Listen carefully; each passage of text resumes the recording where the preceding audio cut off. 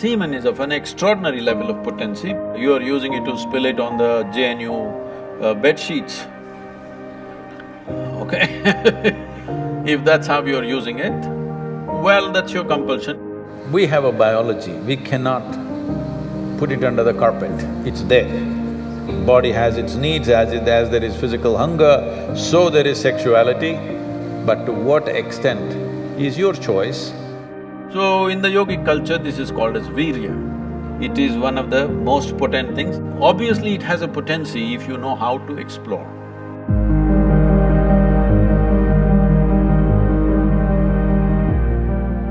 Namaskaram, Sadhguru.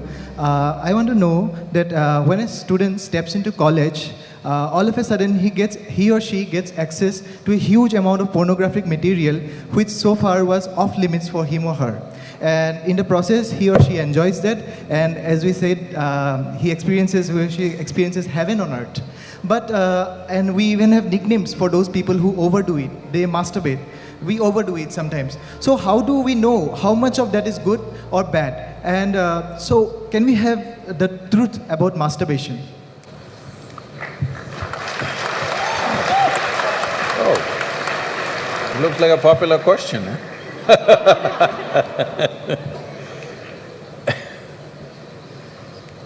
See, we have a biology, we cannot put it under the carpet, it's there. It's best we address it for what it is. But right now the problem in the world is, because certain religious institutions in the world took this attitude that the very biology of the human being is wrong, because of this, culture started hiding it under the carpet. Well, in this culture we never had it, but after the British came and left, we became more prudish than the British. But before that, if you look at our temples, all the outside temple art is all pornographic, if that's what you want to call it. But we don't call it pornographic, we are only talking about the various dimensions of human biology. Because we don't see it as wrong, but we see it as the periphery of life. If you stay there only, you will stay on the physical dimension forever, you will not explore anything else. So in the temple, always it's the periphery. You are supposed to look at that and understand it's the periphery of life and try to make an attempt to go deeper, but at the same time not to be in denial of it. Not to glorify it or not to be in denial of it is the most important thing. But in your college, watching these things on the whatever, your internet or whatever, people tell me that… somebody told me, I don't know if these percentages are correct. When I was asking, what is the content? I was trying to understand the internet and its content, what is the real content on the internet? They're telling me, you should know, they're telling me 70% of the content on the internet is pornography. Is it so? Is it so? You must be the expert.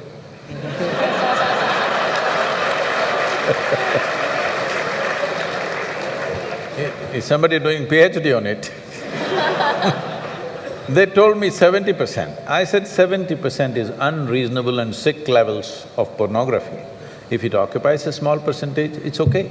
70% of a technological platform which could do millions of things, unfortunately is pornographic.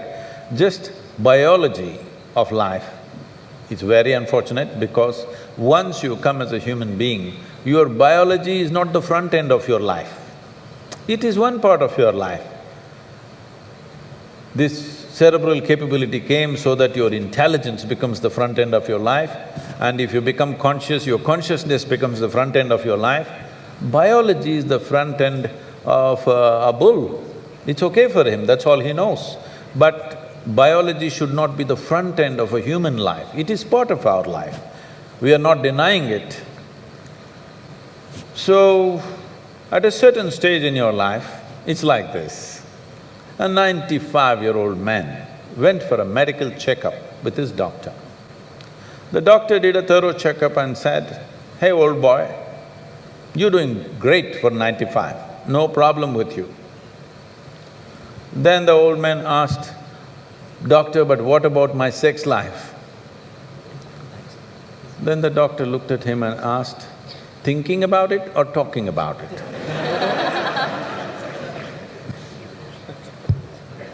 So at different stages of life, there are some times you only think about it and talk about it, there are some times you indulge in it. These are passing phases of life. How much of it is needed for you, you are the best judge. But at the same time, you came here not to explore your biology. At least you should have gone to MSc in biology. You shouldn't be wasting your time in a technological institute exploring biology.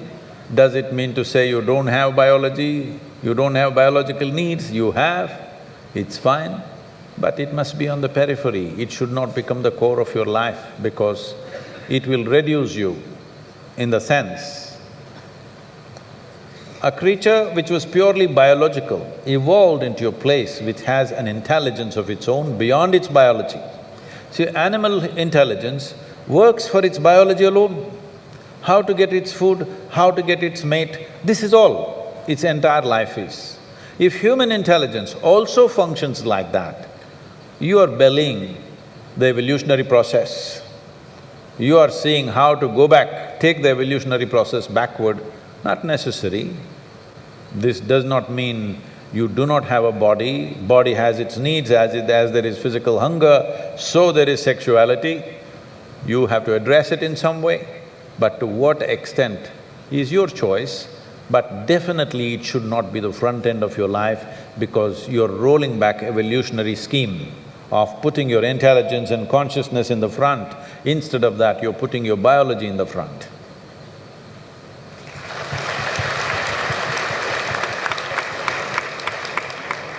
How important is a man's semen for physical, mental and spiritual well-being?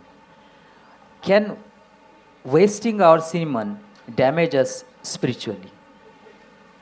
Well, you know, semen is the basis of your physical existence, whether you're a man or a woman. You have come into existence because that is 50% of the ingredient, yes?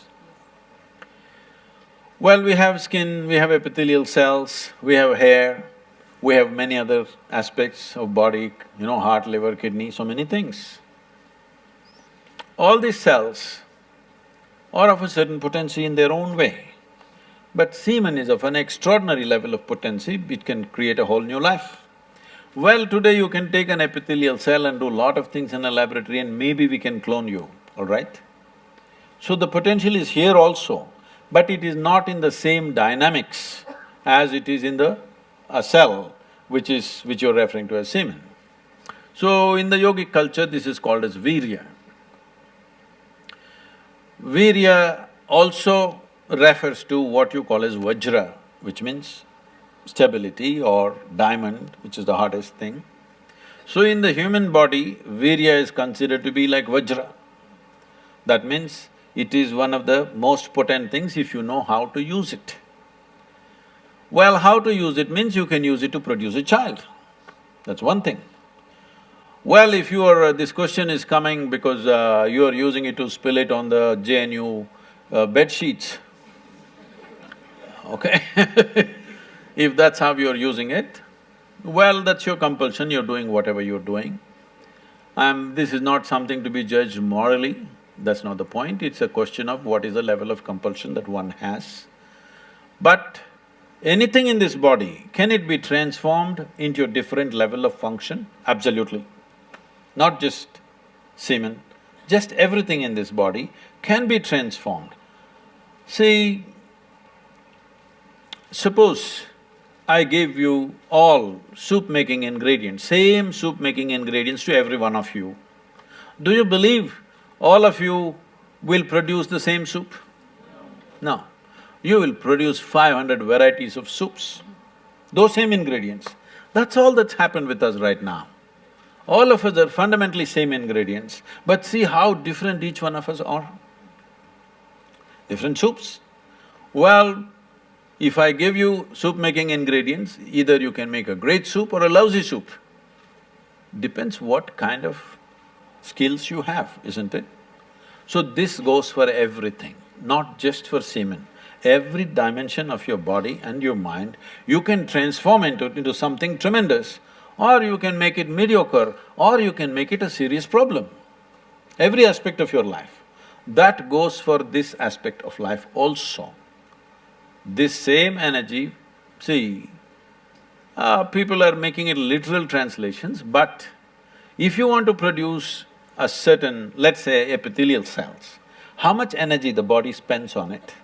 And if you want to produce a cell which you call a semen, how much energy body spends is very different. This can be scientifically established. So, when you're investing so much energy in that, obviously it has a potency if you know how to explore.